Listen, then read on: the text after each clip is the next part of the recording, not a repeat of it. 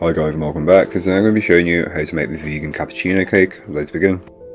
To get started on the recipe, you'll want to make the buttermilk alternative. So into a bowl place your alternative milk followed by the vinegar.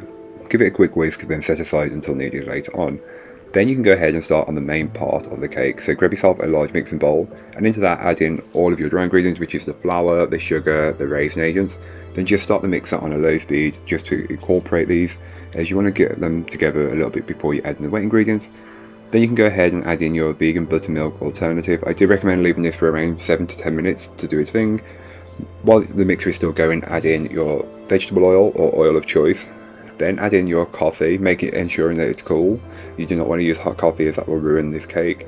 And just mix that in until it's fully incorporated, not forgetting to add in some vanilla extract, and just mix until you have a clear cake batter. It's a very liquid mix and it should look somewhat like this. Then give the bowl a good scraping down. This is just to incorporate any bits that may not have been fully worked in from earlier on, but this is a very good cake mix and it doesn't generally have too many problems with bits.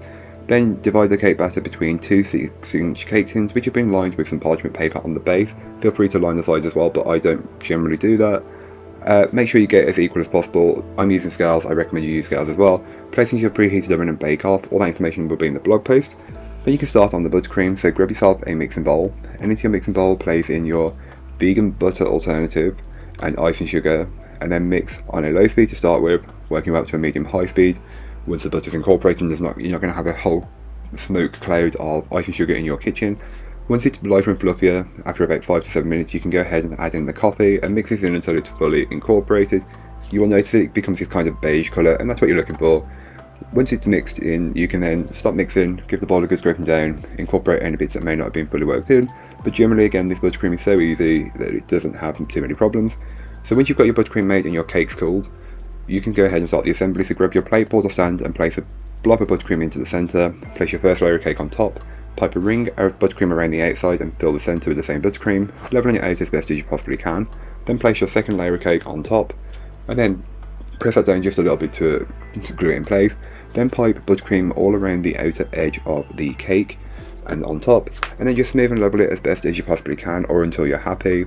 I was making this cake when it was a really hot day and it was just not plain ball, so that's why it's a little skew and a little bit ugly, but hey, it's all in the flavour of course. So just keep smoothing it out until you're happy, and once you're happy you can then go ahead and, I would recommend chilling it in the fridge, but again, you can continue to decorate if you'd like.